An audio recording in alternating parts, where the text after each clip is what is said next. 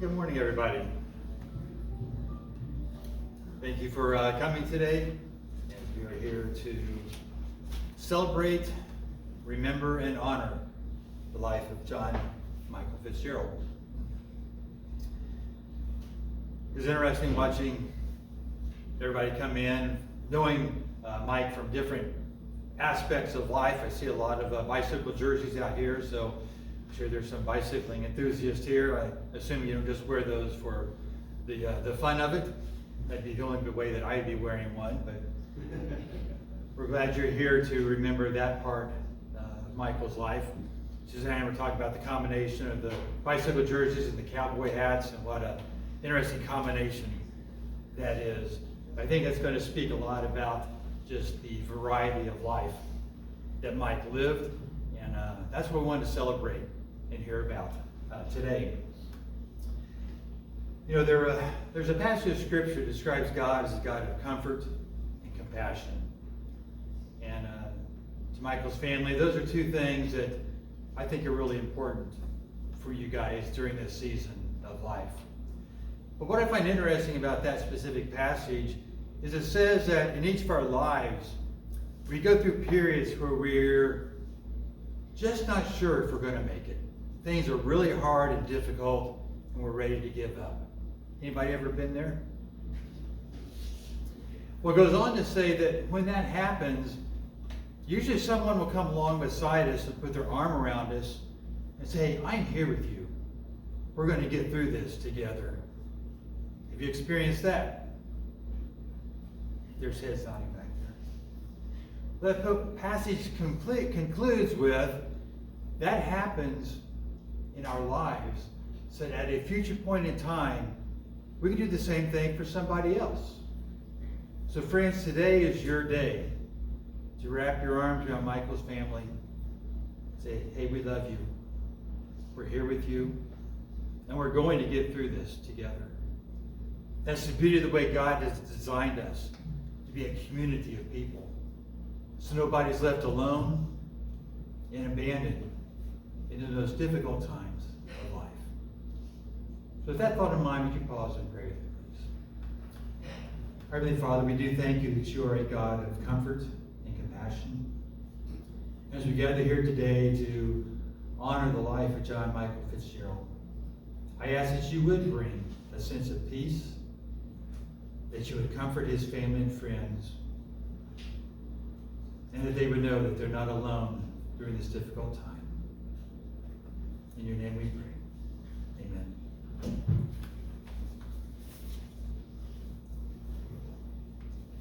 On March 13th, 2026, the world lost a bright and joyful spirit when Michael Fitzgerald, 85, passed away in Napa, California. Born in San Pedro, Mike lived a life filled with movement, curiosity, and heart. A proud United States Marine, Mike served 3 years as a Lance Corporal, carrying the discipline and pride of the Corps with him throughout his life. After his service, he worked as a warehouseman, a driver, and equipment operator with the Teamsters, a career built on hard work and reliability. But Mike was far more than his work. He was an adventurer on 2 wheels, riding his bicycle across the United States more than once and exploring Europe in depth. He loved Western dance, moving with the same energy and joy that he brought to every part of his life. He was a lover of history, always reading, always learning, and above all, he was someone who loved to make people laugh and smile, a man whose presence lifted the room. Mike is survived by his daughter, Dina Marie Arlanes, his son, Michael Lee Fitzgerald, and his grandchildren, Christopher, Matthew, Nicholas, Kimberly, Callie, Cassidy, and Charles, and his great-grandchildren, Hazel, Nico, and Rylan. He was preceded in death by his grandson, Michael, and his sister, Pat Pitney, whom he now joins in peace. He leaves behind a legacy of adventure, humor, and love, and a family who will ever carry his stories and his spirit. And we're going to share in those stories and his spirit today through some videos, through some people giving their stories, and we're going to start with a video.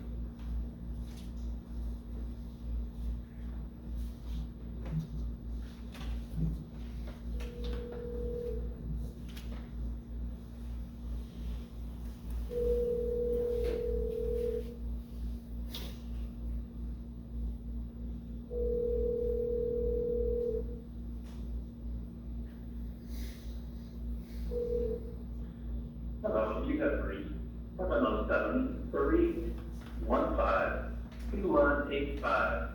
I announce the note that night at not dancing. We are either dancing or riding, out walking and running and all the good things that way.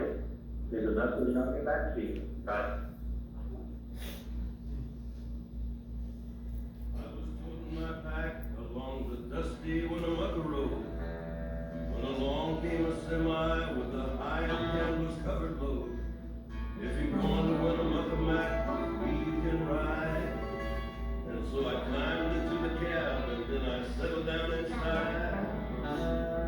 He asked me if I'd seen a road with so much dust and sand, and I said, listen, I've traveled every road in this here land. I've been everywhere, man. I've been everywhere, man. Across the desert, fair, man. I breathe the mountain air, man.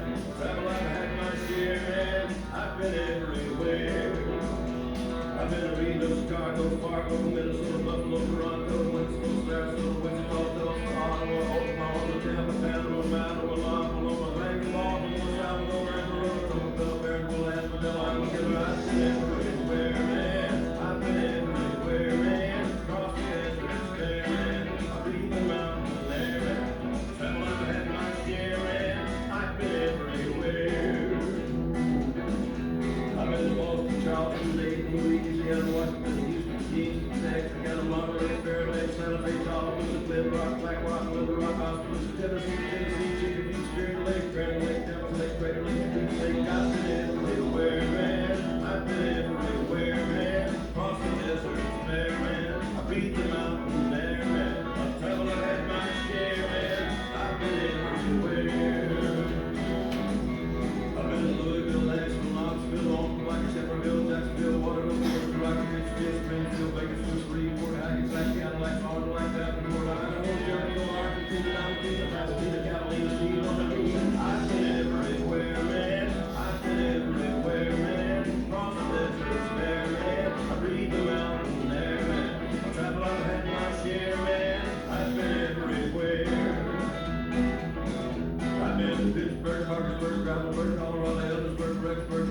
Eldorado there, more happens, start chatting like a chat in Nebraska, Alaska, open like a barracuda, Waterloo, Kalamazoo, Kansas City, City, Dodge City, Water City. I've been everywhere, man. I've been everywhere, man. Across the desert, there, man. I breathe the mountain air, man. I'll travel, I've had my share, man. I've been everywhere. I've been everywhere.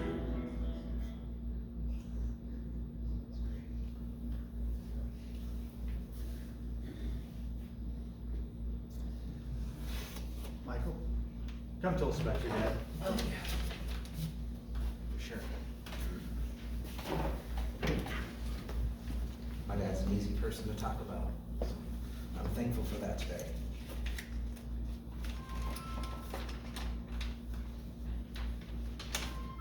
My earliest memory ever that I can think of is my dad. And he and I spoke about this, and he said that in the mornings, and he says I was 3, that I would stand in my doorway of my bedroom and wait for him to come out. And he would come out and we would sit down and have some oatmeal. And then the most fascinating thing would happen. He would put his boots on, and I just thought it was amazing. Especially when he got to the top of his boots and he'd hook them in and then go 2 times around the back and then do a double knot up front. And my thinking was, this man is going somewhere. And he did. And my dad and I spoke about it, and he told me that, he says, well, if you can remember that, do you remember going out to my 57 Chevy and starting it up for me before work? And I was like, I don't remember that.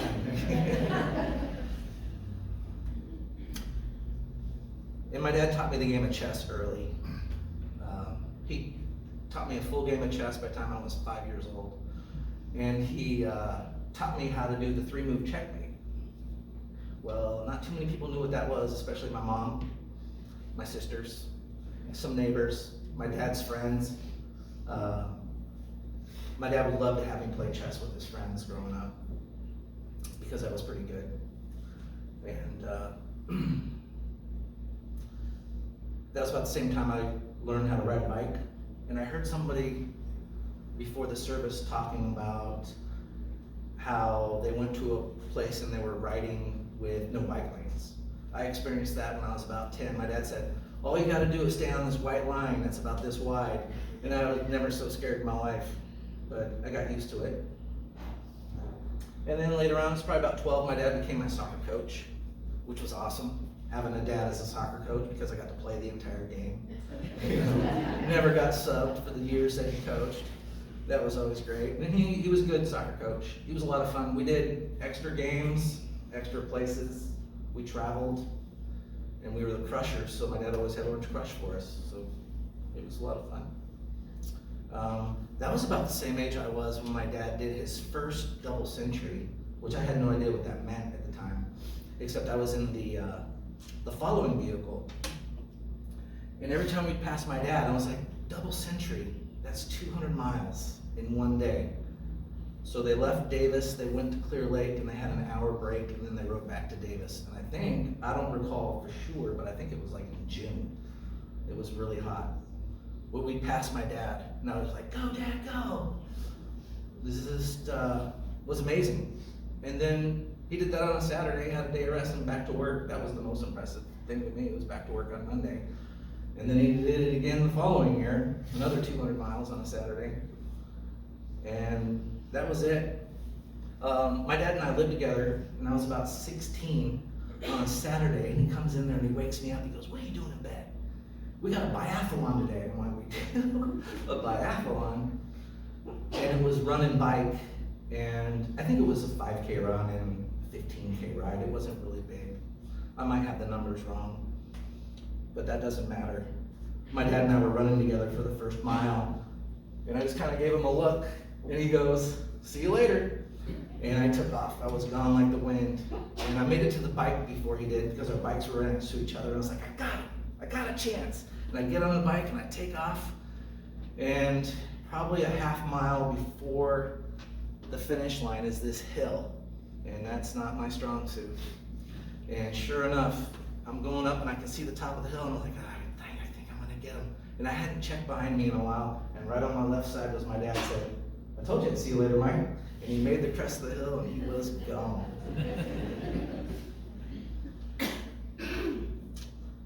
And that's about the time, believe it or not, that my dad put his bike away for a little while, because he had got this book, and he had this music. He always had country music.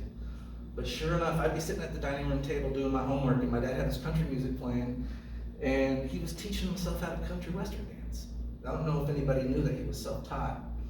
And what a world that is. He wasn't dancing by himself for very long, I tell you that. He met a lot of people in that world, in the cycling world. My dad's a pretty incredible guy. Anybody that I talk to just says that my dad was awesome. And he had a way of showing up for me and my sister and everybody else, you know. I mean, whether, you know, things like a jump start, that seems like that's not really showing up that big of a deal, but it's helpful. I mean, showing up in ways that in my hours of need within my life, my dad was there. And I moved to Napa in 2013, and I'm really glad that I did, because my dad and I got real close, and consider my dad I'd consider my dad a good friend, a great friend, someone that I'm able to trade books with. You know, we read a lot of the same books. We can have a conversation about absolutely anything. And he had a powerful impression on my life. Our conversations were based on books that we read, and I'm gonna miss that. And the most current thing I think my dad and I were talking about was my dad and I are Raider fans, is Mendoza going to the Raiders in the first round pick. My dad didn't see that happen, but we knew it was gonna happen anyway, so who knows what they take. And I'll miss those conversations about hoping the Raiders are gonna win the Super Bowl again, which may not be anytime soon, but that's okay. And I think that's what I have to say about my dad. That's about it. And I'm thankful that everyone's here today. Thank you.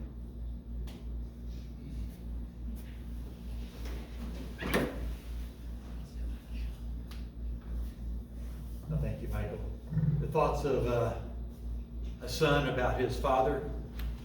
Yeah, we're going to hear thoughts from a daughter about her father.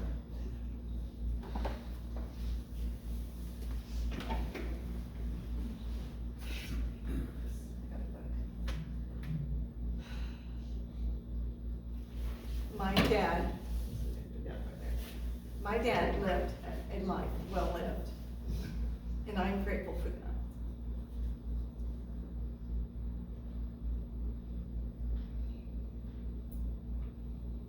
Because of this, he had made my childhood a childhood that has been worthy of cherished memories, that has told to my children, that I've told my children and others. Sometimes even sometimes even used as a guide for benefit of others and communities beyond oneself. His love became his living end without regret. My dad he loved cycling, he loved music, applied to dancing. He loved to travel, spending months planning routes, reading history and stories of places he traveled, and places yet to be explored. He lived to better his community, a place so dear to his heart. He was involved with the Napa Coalition in making our community, our cyclists safer. He loved you guys. At the place of Napa, every person he called a friend. He even held you closer to his heart. He loved all of you. He loved his family.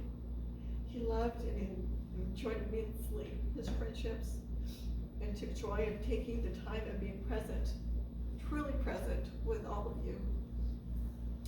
Nothing was taken for granted. Time would not allow it. Dad taught me something, a quote, that he had applied to his life, a reminder of what was important. I remember while sitting on the beach, watching the boys play the waves, and Kimberly next to him. in a little purple bucket filled with sand. He turned to me and said, in living a full present life, one must remember every relationship is dependent on how much you deposit into it and withdraw out of it. Be careful of the withdrawals and enjoy the rewards of those deposits.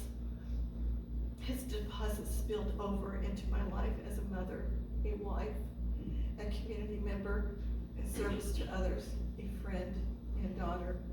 I watched a man with great work ethics, and that was ingrained in me. Integrity mattered, hard work mattered. As a teamster and elder of our church, he gave us a foundation and life enjoyed. With every bike rides, tent camping, road trips, and family reunions, yes, we had tears along the way. That's life. But what we hold dear is the laughter and strength of what my dad gave. He loved soccer. Started the foundation of youth soccer league in Vacaville.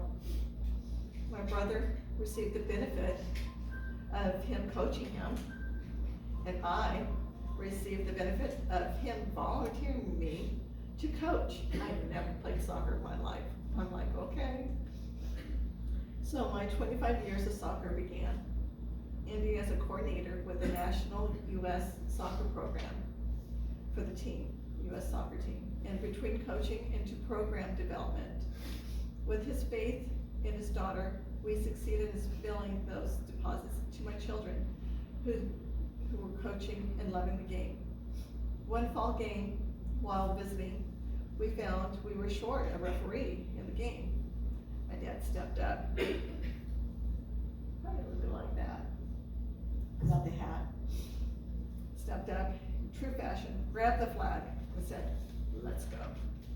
The official looked at me, asked, is he licensed?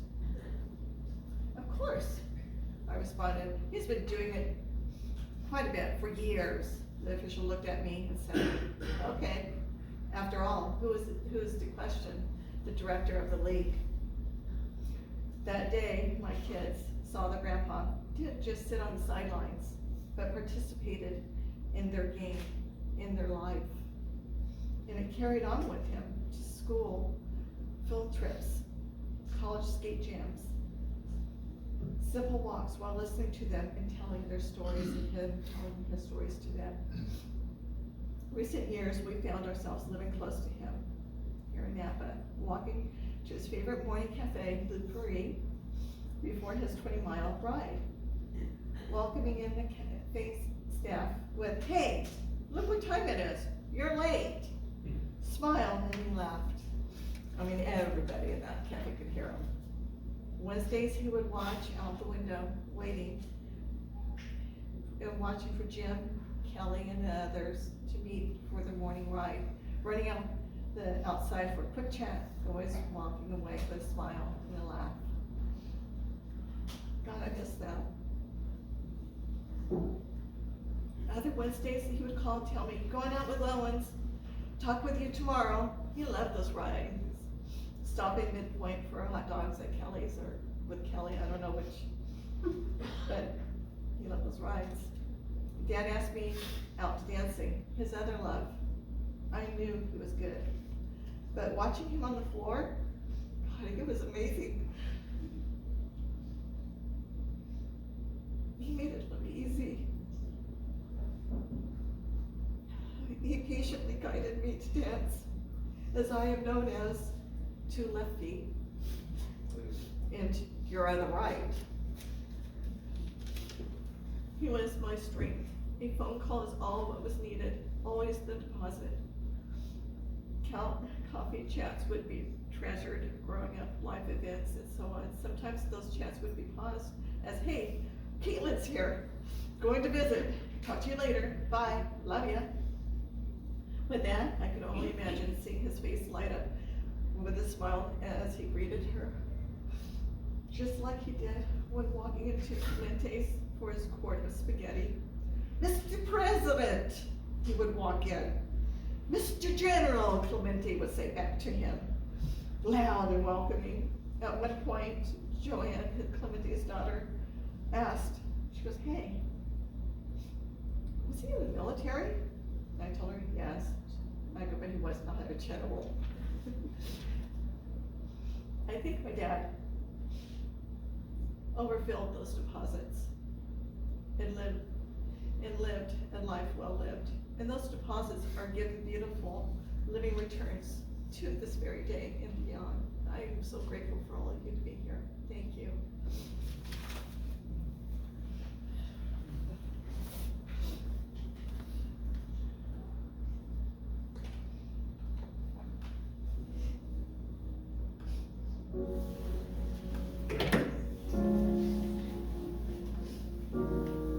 You are not hidden.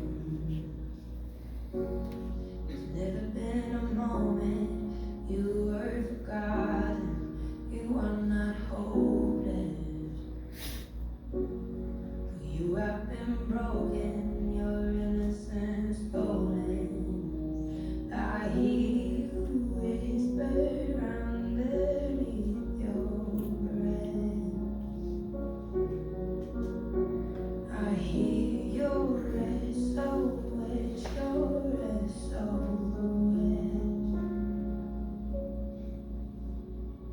I will send out an army to find you in the middle of the darkest night. Is true, I will rescue you. There is no distance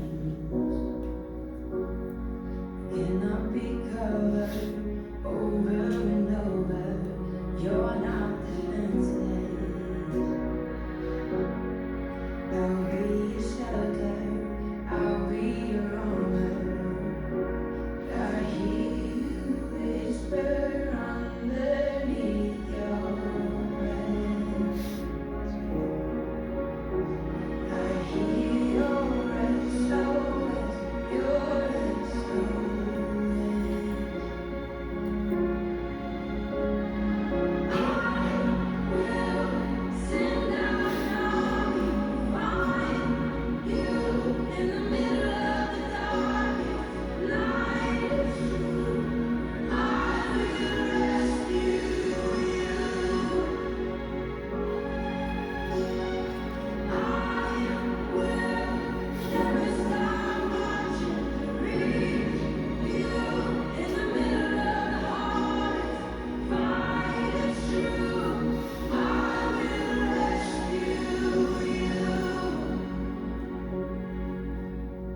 I hear the whisper underneath your breath. I hear you whisper you have nothing left. I will send out an army to find you in the middle of the darkest night. It's true, I will rescue you. I will never stop watching to reach you in the middle of the hardest fight. It's true, I will rescue you.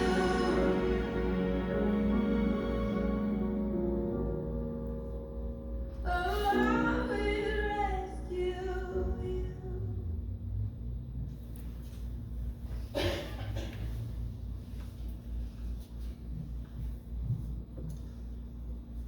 Is Alini here?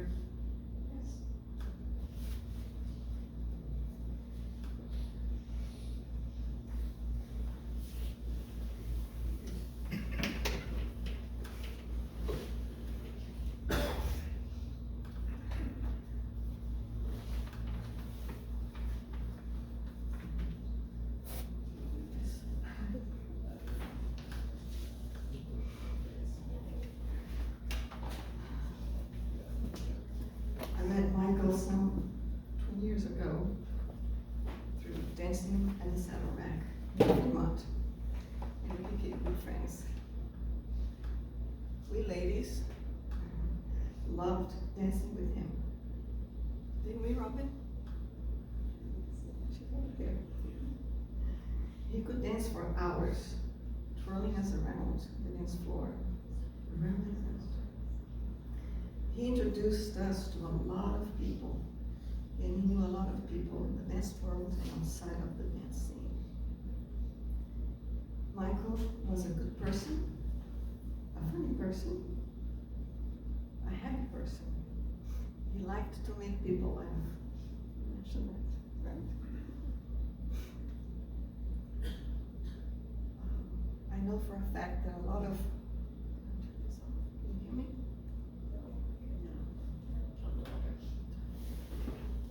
I know for a fact that a lot of people love him, and he loved a lot of people. He and I talked on the phone about every 2 weeks, usually long conversations because he liked to talk and tell me about this and that and the other. And in my observation, he was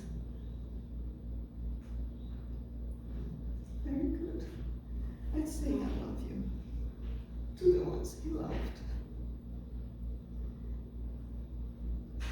And every time we ended our conversations and said, talk to you later, he never said just goodbye. He always said, I love you. At the same time, it was a little rough around the edges, but very friendly, very approachable, very talkative, and he talked to everyone and anyone who would listen. He traveled the world on his old, heavy, beat-up bicycle. When I was on my many road trips around the US, I would call him, keep me company, tell him where I was. And he would say, I know where you are. Hold on, let me get the map. And then he would say, soon you will drive by this place. Go look at it. Then stop over there. Go check that out. And to this day, I have no idea how we remembered so many places and so many details about the places he had seen and been to. And they were all over the United States, as in the world, as is so here. At some point, he introduced me to the eagle cycling. I see a lot of you guys here. Because the riders needed someone to drive a support vehicle on their trips around Lake Tahoe. I volunteered. I loved those Tahoe rides. And because of Michael, I met a lot of wonderful people from Eagle Cycling and drank some really good wine too. He never told us how old he was, his birthday, or his birth date. Now I know. No matter how often and how much we asked him, he never told anyone. On one of the Tahoe runs, he started asking me in front of all the riders at the campground where he stayed if I would shower with him. Or if I was walking towards the shower, he would ask loud enough for everyone to hear if he could shower with me.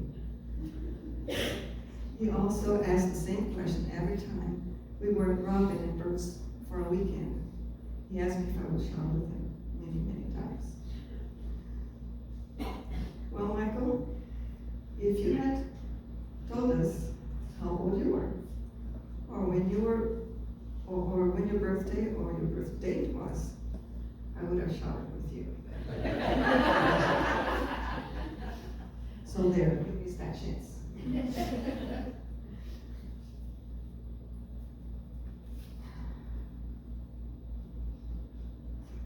Michael, love you.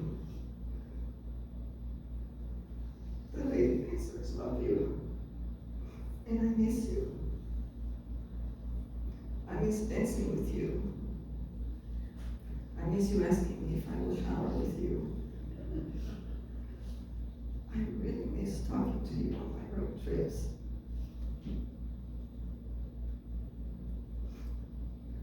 So now, I just have to take you with me. It makes me happy to imagine that you must feel an amazing trip right now. Enjoy. Thank you.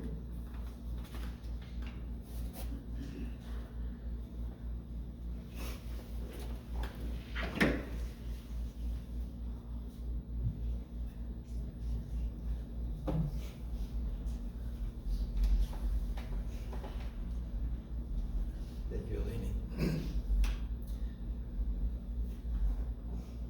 When Mike and Dina were cleaning out their dad's things, they came across a letter that he wrote to them.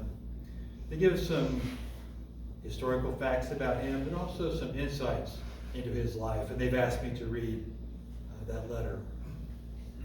It begins, "Hello, my name is Michael Fitzgerald. Born April 30th, 1940, John Michael Fitzgerald, San Pedro, California. First son of John Lawrence Fitzgerald from Lima, Ohio, and Evan Lee Fitzgerald from Childress, Texas. My sister was born August 16th, 1941.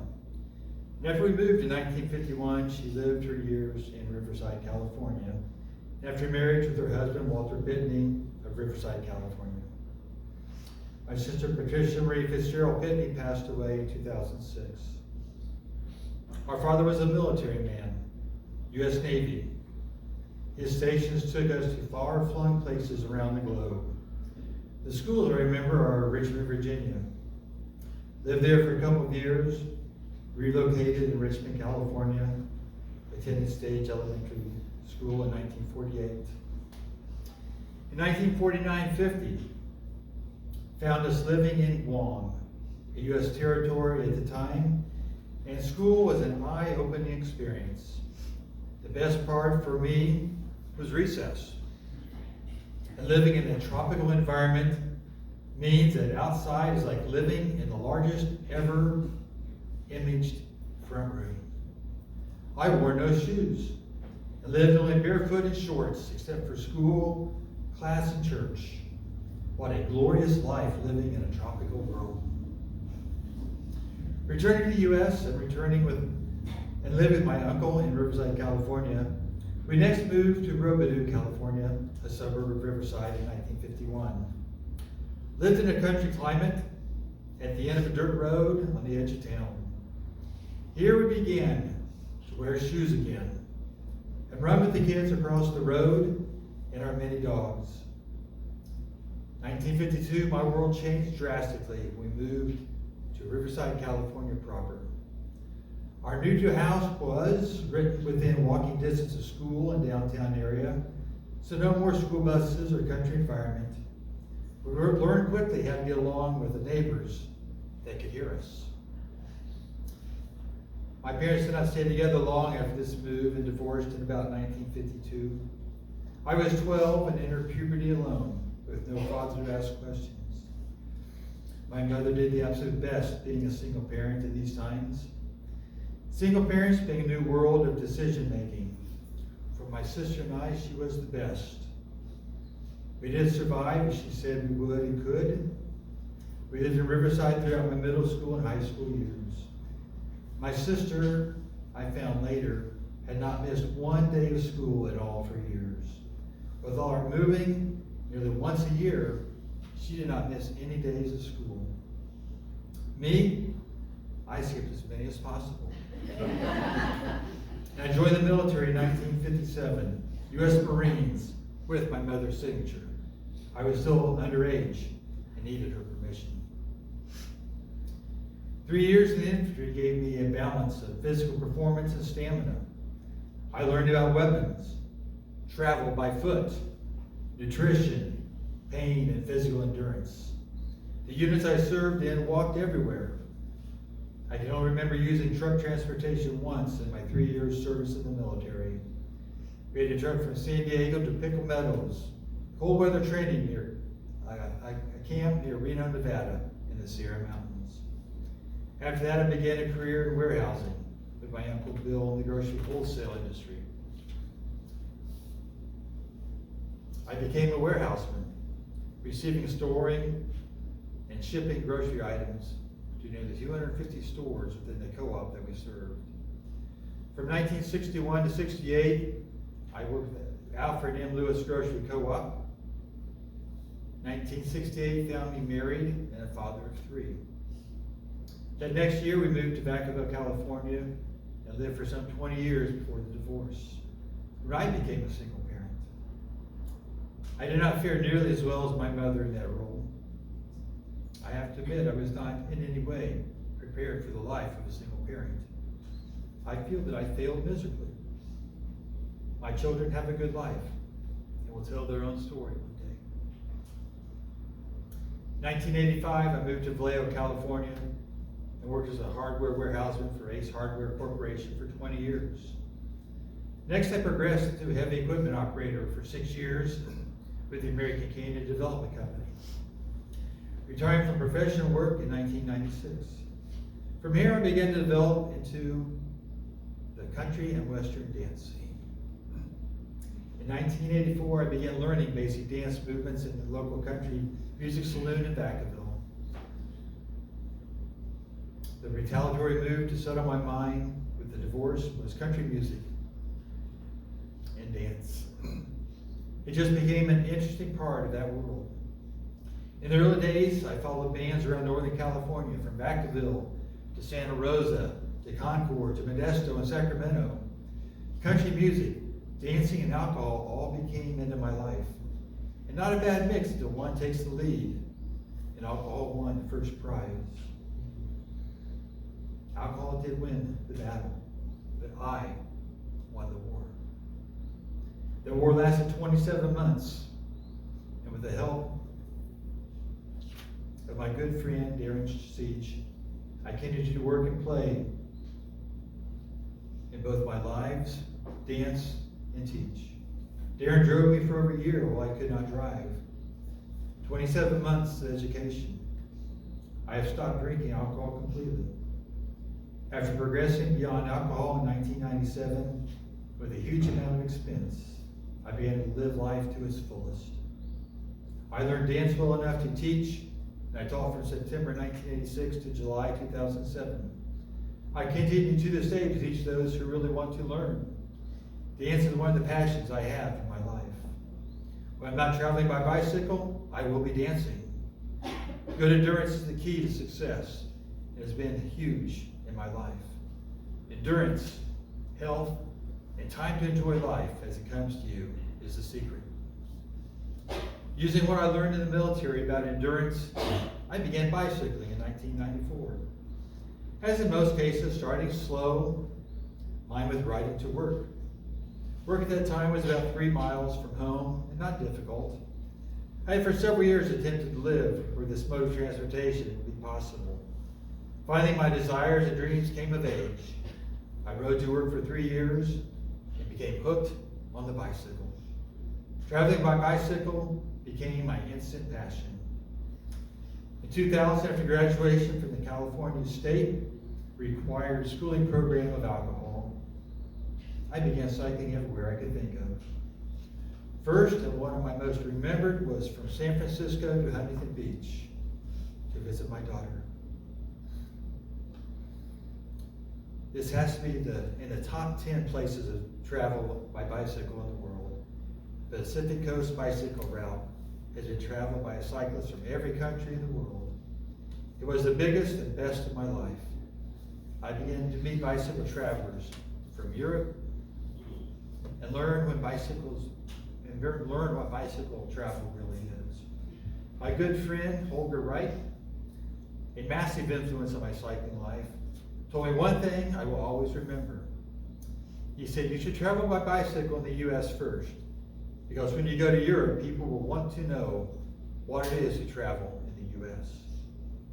That's the most asked question I received during my European bicycle travel. I met Holger while cycling the Pacific Coast from Seattle, Washington to San Francisco in 2003.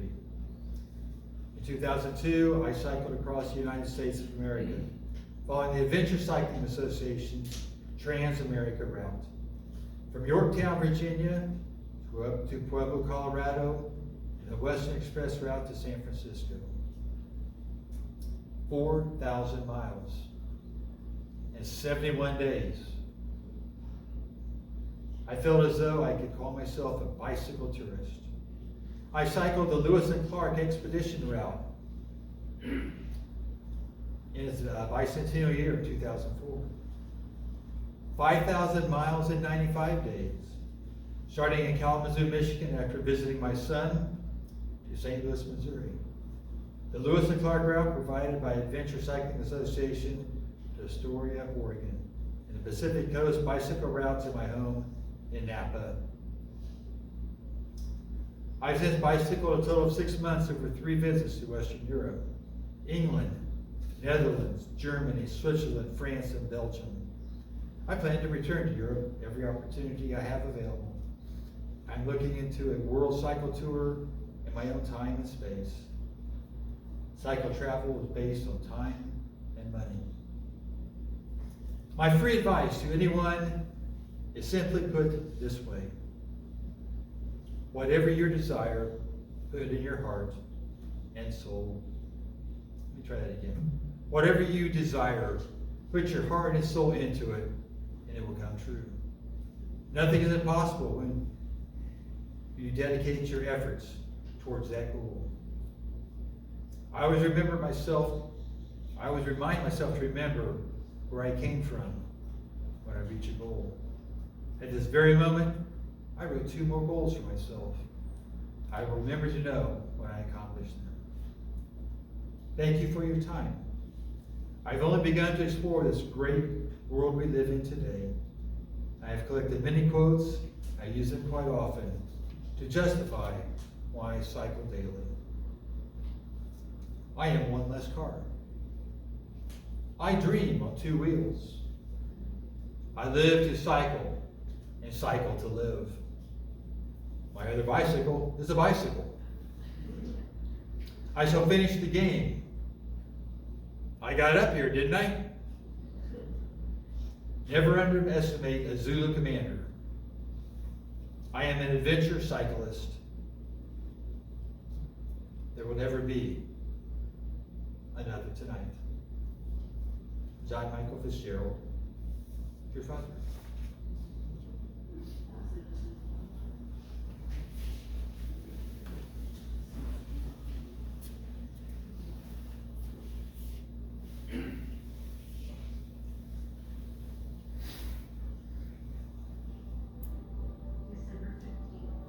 1944. My dear Michael, how are you, my darling? We have been thinking about you so much and wondering if you have been a good boy as the Santa Claus will come to see you, for he likes good little boys and girls so well. We are so glad you are coming to Grandma's and Grandpa's house for Christmas. We will have such a good time, and we will tell dear old Santa to be sure and come here and bring you a caddy of pretty little things. How are your dear mother and daddy? Grandma, Grandpa, and Aunt Margaret are so glad you are all coming to see us. Well, good night, my little darling, and pleasant dreams. Lots of love and kisses, Grandma, Grandpa, and Aunt Margaret.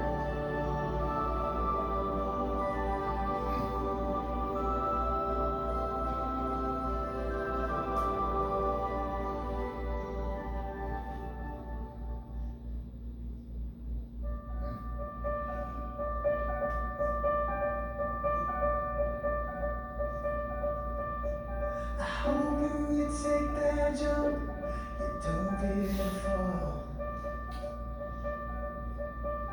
I hope when the water rises, you build a wall.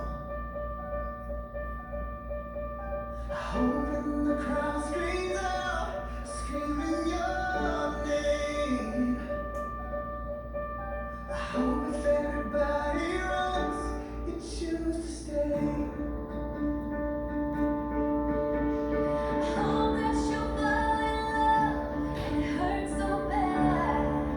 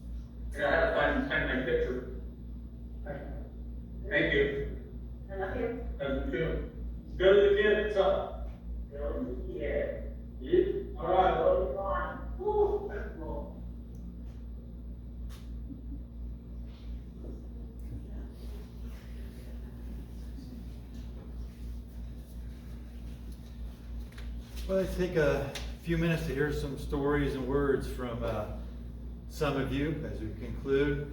I would ask you to come up to the mic so everybody can hear.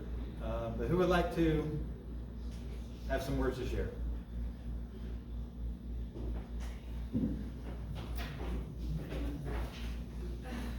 If I may? Oh, sorry.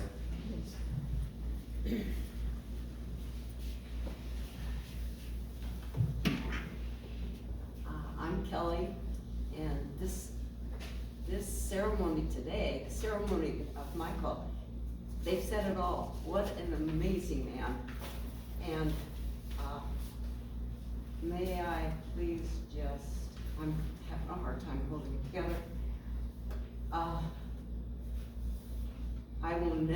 We will never ride these roads again without having Michael with us. He's everywhere. He was always everywhere. And it didn't matter what part of Napa County, Sonoma, he was with us, and he will always be with us. And please, just all of you who have ridden some of the best rides in our lives with Michael, could you please just stand up and show us how many people are here to celebrate Michael today? Yeah, he was courageous, he was fun, he was funny, and we all will miss him very much.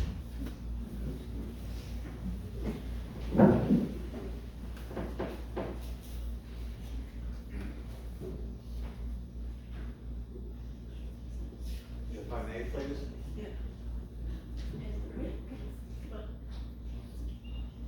Somebody has to say it's okay. Yes, go ahead. Okay, thank you. I'm gonna do it from here if I may. I am Greg Stuhlin with the Eagle Cycling Club. I knew Michael, met Michael in 2003, and I got to work with him a lot in 2010 to 2017, when he and I and many others worked on the Eagles Tour of Napa Valley. During those years, I was barbecue chair and among the team that fed our 1,500 to 2,000 customers, riders. And he was a chair of the recycling, composting, trash. We fed them, he cleaned up after them. And when we got to work together quite a lot then, and the main thing I got from the man is I could trust him. His word was his bond. Thank you.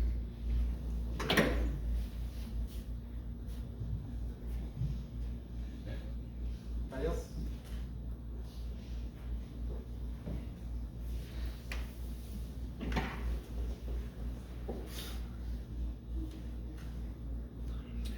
Thanks. Hi, my name's Alan Atkinson, and I knew Michael Fitzgerald. Michael, for me, was a curious man. A little gruff, I think, was one of the statements made earlier. And Michael knew what he wanted from his life, from his friends, from his community. And he was a mentor for me, and I think I can recognize a lot of faces in this room where I feel like Michael was a mentor for a lot of us, and taught me how to be a dad, how to expect things from my family, from my community, how to be part of this community. And I will be forever grateful to Michael. I will never go out on the roads of Napa again with the same view and the same attitude as I do now. Having ridden with Michael, known Michael, been a friend of Michael Fitzgerald. And I know I speak for a lot of us here, so that's why I wanted to take the moment to come up and say that. Thank you all for being here. I can only imagine all the different walks of life that brought you all here today. Thank you, Michael.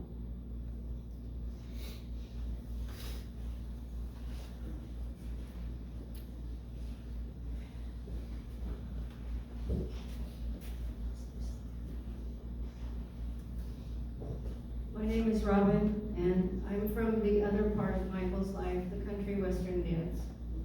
I met him in 2009, I believe, at the Saddle Rack, and he quickly changed my world. I had loved country dance before that, but had been out of it for quite some time, and he made me feel comfortable and just spun me around that room at the Saddle Rack so many times. We would dance for 4 hours straight sometimes. The man never tired. And I was a little bit overweight, and he made me push past it because it was so much fun to dance.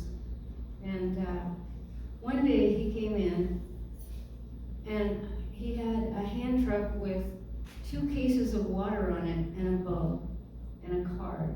And I'm like, that's it. And it was a present for me. I'm going, that's a really unusual present. He goes, it weighs 46 pounds. That's what you've lost since I met you. And I never had so much fun. And then I got a boyfriend, which he wasn't too crazy about. And started dancing with him a lot. And he had to learn to share.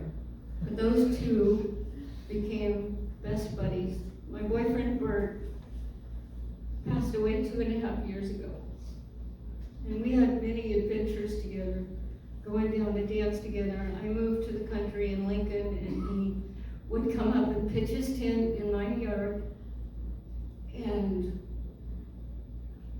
we would just spend time together, whether it was through dance or I went on one of the cycling adventures one time to help Alini with the things. And Bert rode in he rode in several of the events, I believe. And I don't know if it was the first time or the second time he lost Bert.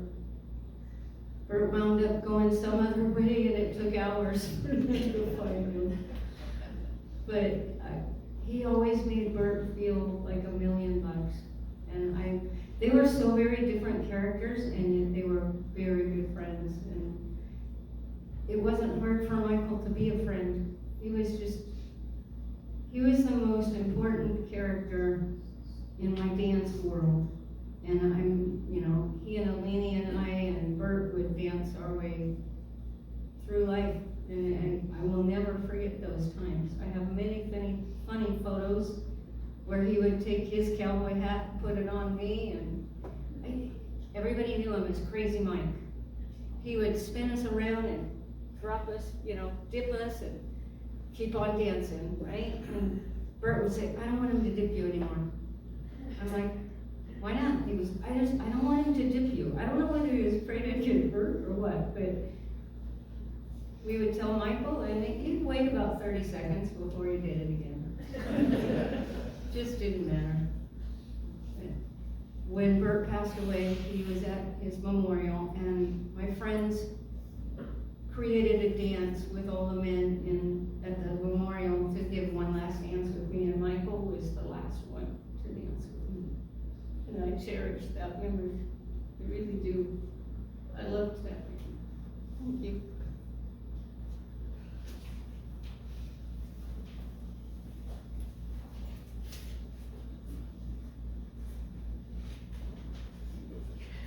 You go first.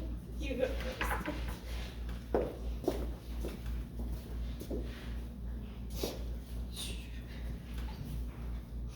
I'm worse than you are.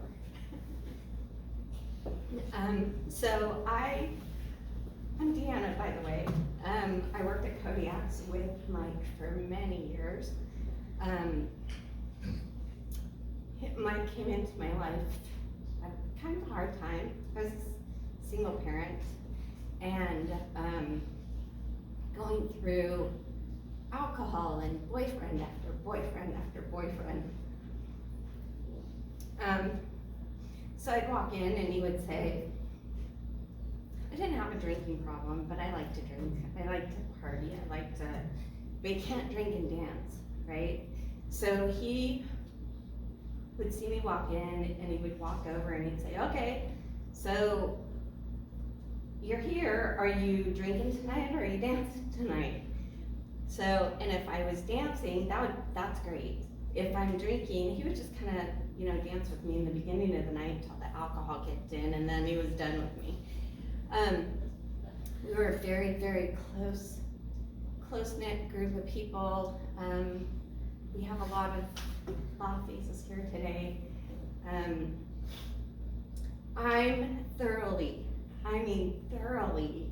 you always sit and wonder, like, what are the other facets of this guy's life?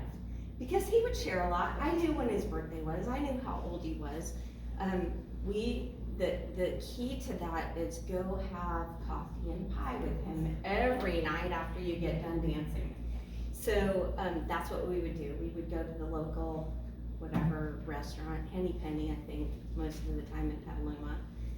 We would go there and have coffee and pie and just spill it, just talk. And through all of that, I considered him probably my best friend. So, and I'm a blubberer, so this is a big one.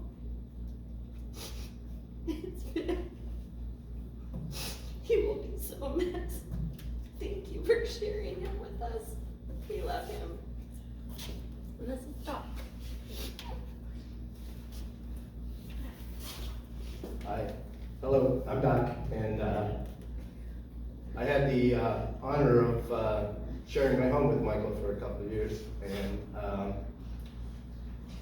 I was going through a rough patch, and he introduced me to cycling as well, because we'd already been dancing together for about 15 years at that time. He's a great follower, by the way. I remember we used to ride over to Sonoma a lot, and well, the first time I went riding with Mike, he asked me if I wanted gloves, and I said no. About 2 miles into the ride, I said, "You still got those gloves?"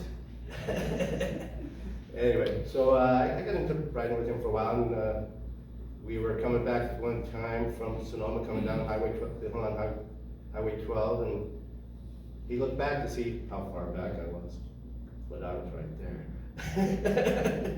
Anyway, he was a wonderful man, and when I first started dancing in 1994, I know this is hard to believe now, but I wasn't very good at it. And with Mike's encouragement and coaching, I became a decent dancer, and I can say without a doubt that those of you who know me in this room would never have known me if I hadn't met Mike first. Thank you so much.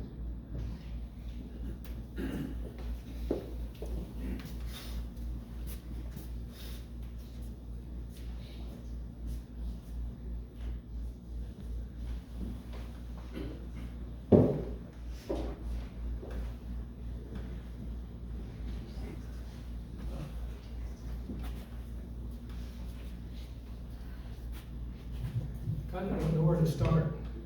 My name's Richard Green, and he loved his dancing. He never got into competition dancing, but he loved his social dancing. It was his life, going out and dancing with different ladies and getting him on the floor, showing people how to dance. He loved doing that. I used to put trips on with him and have him as a DJ and teach lessons on them. We've done train trips to Reno, we've done cruises, we've done trips to Hawaii, and he'd come along and do the DJ and teach lessons. And everybody had a great time. He was just got along with everybody. He was a little grumpy once in a while. He even figured out how to put cable through 3 train cars and have music, and all 3 cars playing the same music.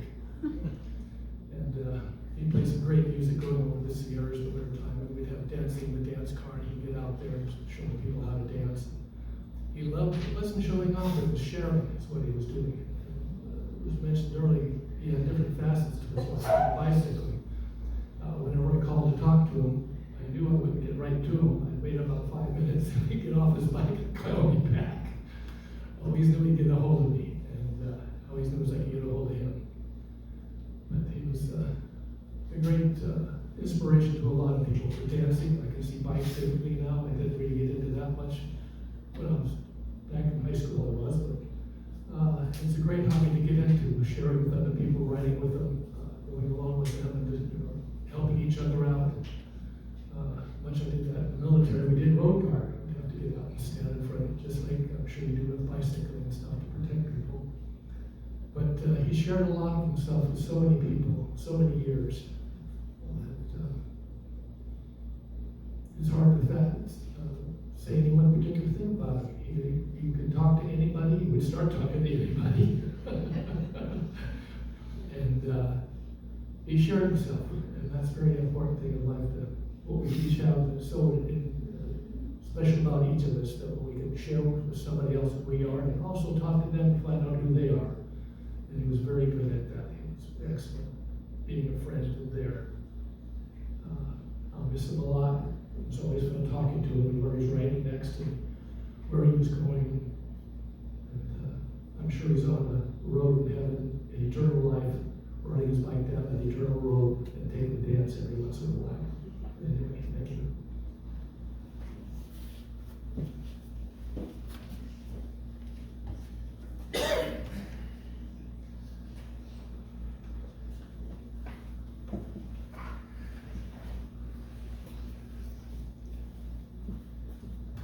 I am an ex brother-in-law to Michael. Michael and I did a lot of first things together.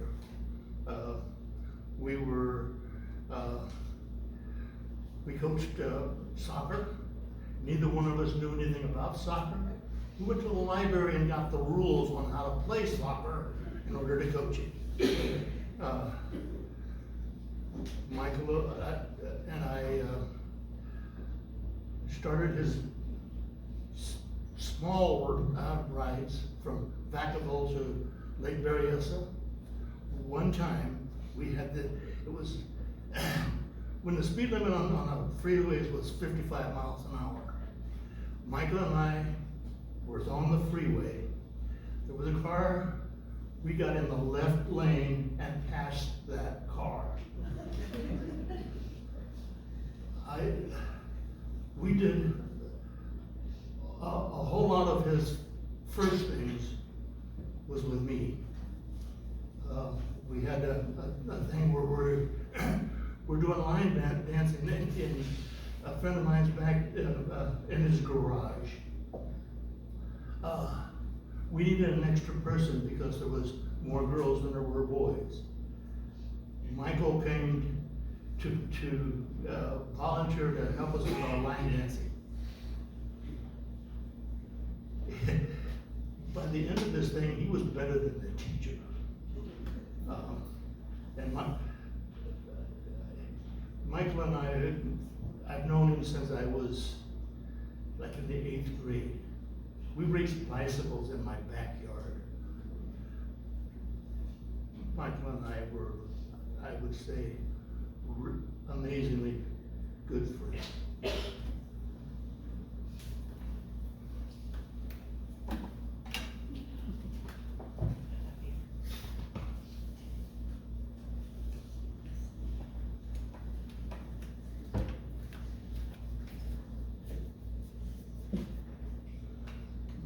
Okay, I held it together, and I might, we all loved him so much.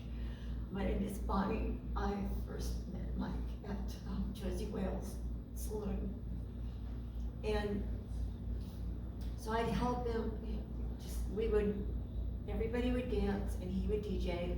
And then at the end of the night, I would help him pack up and we'd go to the Greasy Spoon.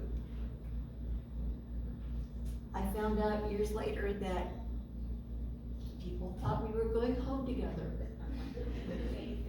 We never had that type of relationship at all. However, he did have this rumor that we would share, that he had he bought houses for all his ex-wives at the end of a cul-de-sac, so all his children could play together. And I was one of his ex-wives. It just, such a character, such a wonderful, the energy of Mike Fitzgerald was unfathomable and unbounded. He lit up the room. And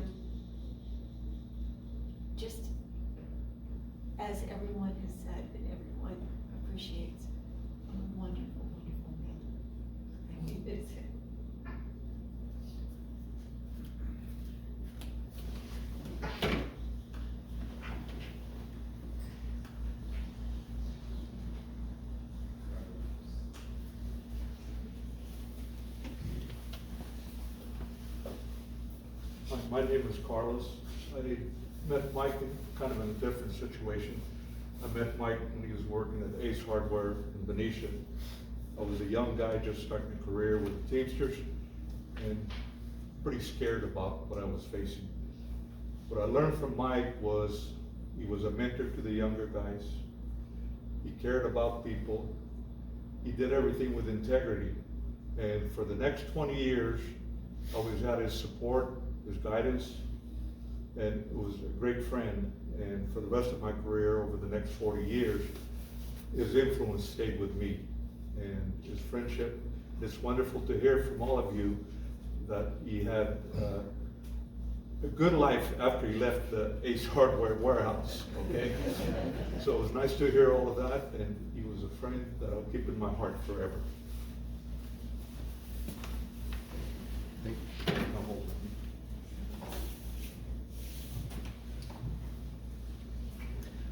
Well, thank all of you for who shared your stories and your words.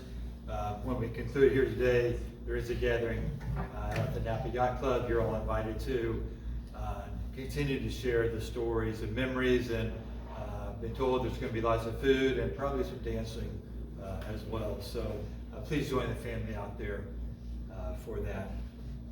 I'm going to conclude by reading these words that seem to encapsulate everything I've heard about Michael's life today. It says, there's a time for everything, and a season for every activity under the heavens. A time to be born, a time to die, a time to plant and a time to uproot, a time to kill and a time to heal. I heard a lot about healing in your conversations about Michael today. A time to tear down, a time to build, a time to weep and a time to laugh, a time to mourn, a time to dance, a time to scatter stones, a time to gather them, a time to embrace and a time to refrain from embracing, a time to search, a time to give up, a time to keep and a time to throw away, a time to tear, a time to mend, a time to be silent, a time to speak, a time to love and a time to hate, a time for war and a time for peace, a time to bicycle and a time to bicycle. What do workers gain from their toil? I've seen the burden God has laid on the human race. He has made everything beautiful in its time. He's also set eternity in the human heart. And no one can fathom what God has done from beginning to end. I know that there's nothing better for people than to be happy and do good while they live. That each of them may eat and drink and find satisfaction in all their toil. This is a gift of God. That gift is life. And everything I've heard about Michael today, he enjoyed life. He lived life to his fullest. In the letter that he wrote, he said when he gave up alcohol, he began to live life to its fullest. That phrase jumped out at me. So I would encourage you, live life to the fullest. You've all talked about how Michael has taught you things, how he has influenced you. Well, let one major thing that he's influenced you on be to live life to the fullest. And in that living, enjoy relationships with each other. That was the other key word I heard brought up again and again, was the friendship, the relationship that you shared with Michael. How much input he had in your lives. And I'm guessing you had input in his life as well. See, that's the beauty of relationship. And you had the privilege of sharing that with Michael. And I encourage you to continue to share that relationship with each other as well. Will you pray, please? Father, we do thank you for this time that we've had to honor, remember, and celebrate the life of Michael Fitzgerald. We thank you for the impact that he had on each one who is here, and ultimately the impact that he had on our world. It truly has become a better place because of his life. And now as we conclude, I ask you to give your peace, your comfort to his family and friends.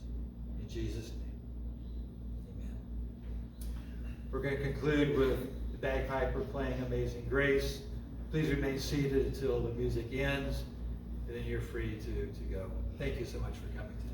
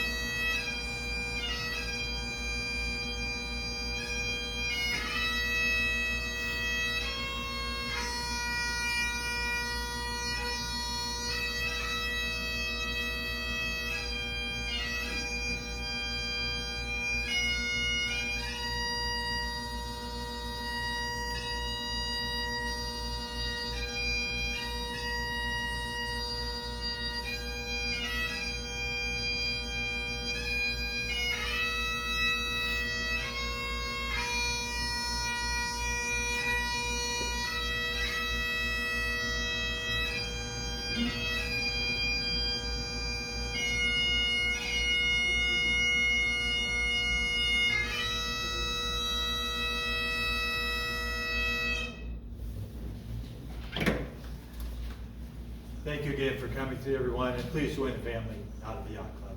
Thank you for coming.